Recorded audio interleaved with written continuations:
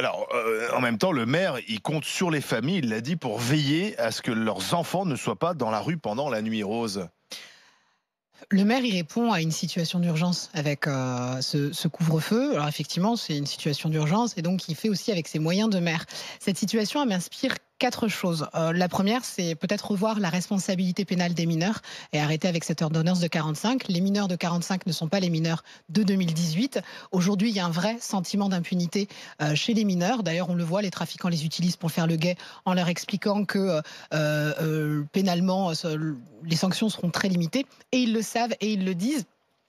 Il faut comprendre que lorsqu'un mineur décide avec une barre de fer de frapper dans des guerres de gangs ou dans des guerres de bandes d'autres mineurs, la douleur qui est ressentie par cette barre de fer, elle est exactement la même que si on était majeur. Donc on a une Madame Belloubet qui a décidé de créer le code justice pénale pour les mineurs, qu'elle le fasse et qu'elle le fasse très vite parce qu'aujourd'hui en France, la situation des mineurs devient de plus en plus Il y a un sentiment compliquée. d'impunité. Il y a un vrai sentiment d'impunité et aujourd'hui, faut vraiment qu'on arrête d'être dans l'angélisme. La deuxième chose, et il a commencé à le souligner, Maxime, c'est la responsabilité des parents. Aujourd'hui, bien sûr qu'il faut accompagner les parents pour essayer de restaurer cette autorité parentale, mais il faut aussi peut-être commencer à sanctionner, puisque certains parents, parfois, sont complètement ou dans le déni ou dans le lâcher-prise. Et En même temps, en général, quand les parents sont là, le mineur, il n'est pas dehors. Il y a forcément un lien.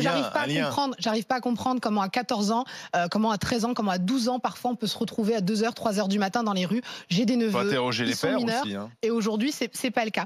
La troisième chose, c'est le problème d'effectifs. Comment dans une ville de 37 000 habitants qui subit depuis un mois des exactions de la part de mineurs ne se fait pas plus aider par le gouvernement. Les problèmes d'effectifs, encore une fois, chez les policiers, sont un vrai problème. Hein. Alors, il y a les gilets jaunes, il y a... Je suis d'accord, mais c'est bien beau d'aller négocier 200, 300 euros d'augmentation de salaire, sauf que si derrière on n'est pas capable de veiller à la sécurité des Français, l'effectif c'est un vrai problème. Et je terminerai par les mesures qui sont portées par les élus, qui sont d'un ridicule.